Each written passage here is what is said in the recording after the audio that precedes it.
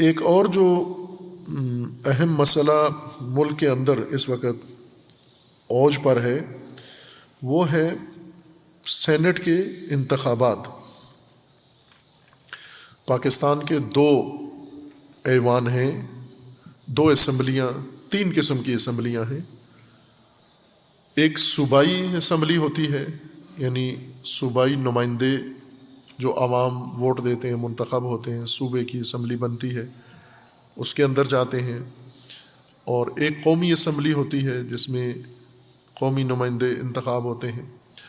اور ایک ان دونوں کے اوپر، صوبائی اور قومی اسمبلیوں کے اوپر ایک اور قانونی ادارہ ہے، قانون سازی کا ادارہ، جسے سینٹ کہا جاتا ہے۔ انگریزوں نے سینٹ کہا تھا تو پھر سب نے سینٹ ہی کہنا شروع کر دیا، خر برفت و خر برفت، یہ دیکھے بغیر کہ سینٹ کا معنی کیا ہے، سینٹ کہتے کس کو ہیں اور کیوں ہے، کوئی اور نام اس کا رکھ لیتے۔ بہرکیف سینٹ ہیں، سینیٹرز اس میں انتخاب ہوتے ہیں۔ طریقہ کار یہ ہے کہ صوبائی اسمبلیوں کے افراد، ممبران عوام انتخاب کرتے ہیں ووٹ کے ذریعے سے، اور سینٹ کے ارکان کو اسمبلیوں کے نمائندے انتخاب کرتے ہیں۔ صوبائی اسمبلیوں کے اور قومی اسمبلی کے نمائندے مل کر سینیٹرز چنتے ہیں۔ کوئی 80-82 کے قریب ظاہراً، یا کم و بیش مجھے دقیقاً نہیں پتہ کتنی تعداد ہے، اتنے ہیں یہ۔ اور جو اسمبلیوں میں جن جماعتوں کی نمائندگی ہوتی ہے وہ سینیٹرز کو ووٹ دیتے ہیں۔ اور یہ اسمبلیوں کے ممبران کے لیے سب سے بڑی عید یہ ہوتی ہے، سینٹ کے انتخابات۔ چونکہ سینٹ کے انتخابات صوبائی اور قومی اسمبلیوں کے ممبران نے کرنا ہوتا ہے، اور یہی ان کی درآمد کا سب سے سنہری اور بڑا موقع ہوتا ہے۔ ہمیشہ یہ ایسے ہوتا ہے، سینٹ کے ووٹ خریدے جاتے ہیں۔ مثلا پنجاب اسمبلی کے جتنے نمائندے ہیں، اور بلوچستان، خیبر پختونخوا، سندھ اسمبلی کے نمائندے اور قومی اسمبلی کے نمائندے، ہر سینیٹر یا ہر وہ پارٹی جو اپنا کینڈیڈیٹ سینٹ کے لیے کھڑا کرتی ہے، وہ یہ ووٹ خریدتے ہیں۔ مفت میں کوئی ووٹ نہیں دیتا، اپنی پارٹی والوں کو بھی مفت میں نہیں دیتے، ووٹ خریدے جاتے ہیں، ہر سینٹ کے انتخابات میں خریدے جاتے ہیں۔ اور یہ حکومت کو بھی پتہ ہے، ہمارے ریاستی اداروں کو پتہ ہے، عدالتوں کو معلوم ہے، صوبائی قومی نمائندوں کو معلوم ہے، تمام پارٹیوں کو پتہ ہے، سینیٹرز کو پتہ ہے کہ یہ ووٹ خریدے جاتے ہیں۔ یہ ویسے فریضہ وظیفہ سمجھ کر نہیں انجام دیا جاتا۔ اب آپ ذرا جمہوریت کا اندر کا باطن دیکھیں، یہ جو بہترین نظام بشر کو دیا گیا ہے جمہوریت کے نام سے، اس کے اندر دیکھیں کیا اس کے اندر بیانک اس کا روپ ہے، کتنا خوفناک اس کا اندر سے روپ ہے، اور کتنی خباثت اس نظام کے اندر چھپی ہوئی ہے، اور اوپر ایک پردہ پاؤڈر لگا ہوا ہے، عوامی حکومت۔ عوامی حکومت کے اندر کیا ہو رہا ہے؟ ابھی سینٹ کے الیکشن ہونے والے ہیں اور متعدد نمائندے نئے چنیں گے، ان کی مدت ختم ہو چکی ہے، ان کی جگہ نئے چنے جائیں گے۔ پارٹیوں میں، احزاب میں اور حکومت میں جنگ کی کیفیت ہے، سیاسی۔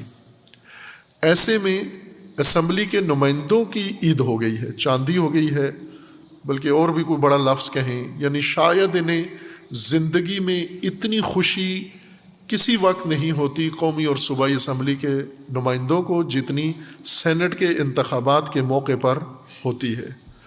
سینٹ کے انتخابات کے موقعوں پر یہ اپنا ووٹ بیچتے ہیں، کھل مکھلا بیچتے ہیں، منڈی لگتی ہے۔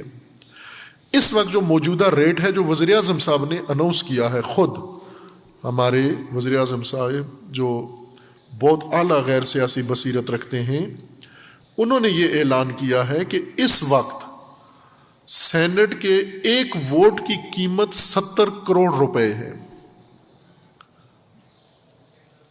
70 کروڑ روپے وزیر اعظم صاحب نے جو اعلان کیا ہے، اور ظاہر ہے اس سے کہیں زیادہ ہے قیمت۔ وزیر اعظم صاحب نے کسی خاص مصداق کی وجہ سے یہ اعلان کیا ہے، انہیں باقاعدہ مصدقہ رپورٹ آئی ہے، ان کی پارٹی کے لوگوں نے ان کو بتایا ہے کہ اس وقت 70 کروڑ روپیہ ایک ووٹ کا۔ یعنی ایک صوبائی اسمبلی کا نمائندہ اگر کسی سینیٹر کو ووٹ دیتا ہے تو اسے 70 کروڑ روپیہ ملے گا صوبائی نمائندے کو.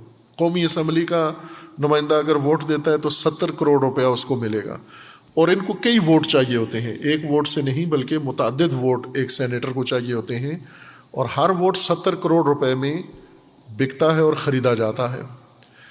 اور یہ کھل مکھلا ہو رہا ہے. حکومت یہ چاہتی ہے کہ سینٹ کے انتخابات کھلے ووٹ سے ہوں، یعنی پتہ چلے کہ کون کس کو ووٹ دے رہا ہے. اور مخالف جماعتیں یہ کہتی ہیں خفیہ رائے شماری سے یہ کام ہونا چاہیے، یعنی یہ نہ پتہ چلے، چونکہ قانون میں بھی ایسے ہی ہے کہ خفیہ رائے شماری ہوگی، یہ نہ پتہ چلے کہ کون کس کو ووٹ دے رہا ہے. اس وقت صورتحال یہ ہے کہ جتنے حکومت سے مربوط پارلیمنٹ کے نمائندے ہیں انہیں پتہ ہے کہ حکومت نے تو مفت میں ہم سے ووٹ کاسٹ کروانا ہے اور کمائی کا یہی موقع ہوتا ہے، لہٰذا انہوں نے پہلے سے اپنے ووٹ بیچ دیے ہیں، پیسے وصول کر لیے ہیں.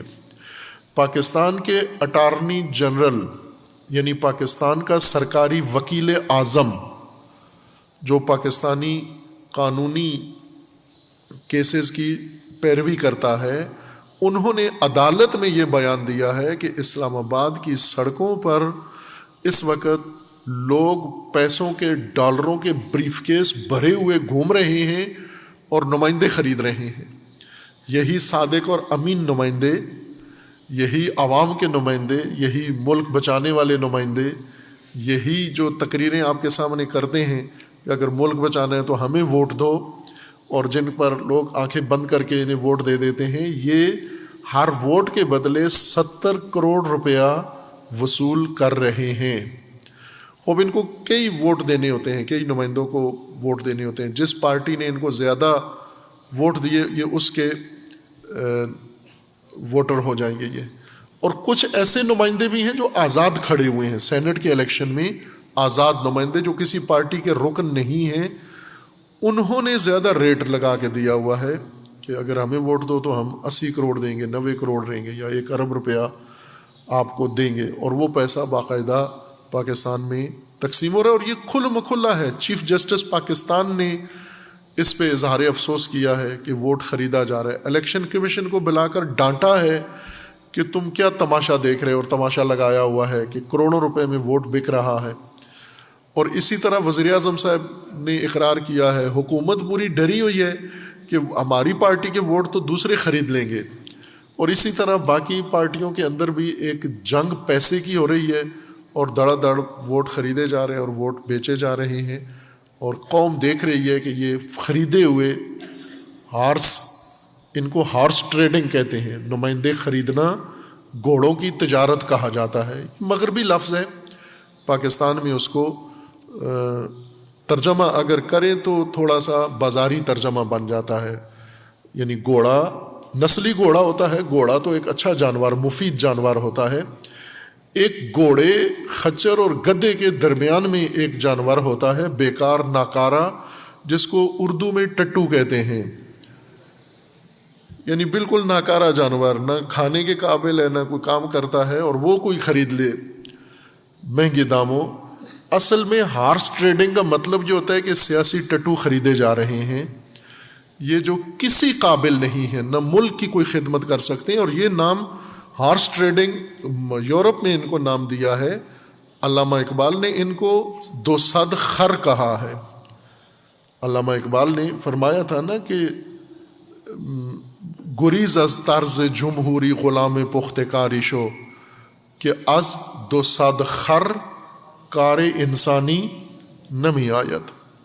جتنا ہو سکتا ہے اس جمہوری طریقہ کار سے بھاگو، فرار کرو اور کسی پختہ رہبر کا دامن تھام لو. چونکہ 200 گدھے مل کر بھی ایک انسان کے حد تک سوچ نہیں سکتے، ایک انسان کے برابر فکر نہیں کر سکتے. اور یہ یہی کام کر سکتے ہیں جو انہوں نے شروع کیا ہوا ہے. اور ملک کے اندر ایک سیاسی مافیا بیٹھا ہوا ہے جو انہیں خرید بھی رہا ہے، جو انہیں بیچ بھی رہا ہے، اور انہیں کوئی شرم حیا بھی نہیں ہے. اور عوام کو بھی ان سے کوئی بیزاری اور نفرت نہیں ہے، بلکہ عوام جشن مناتے ہیں کہ ہمارا نمائندہ مہنگا بکا ہے، ہمارا ٹٹو مہنگا بکا ہے.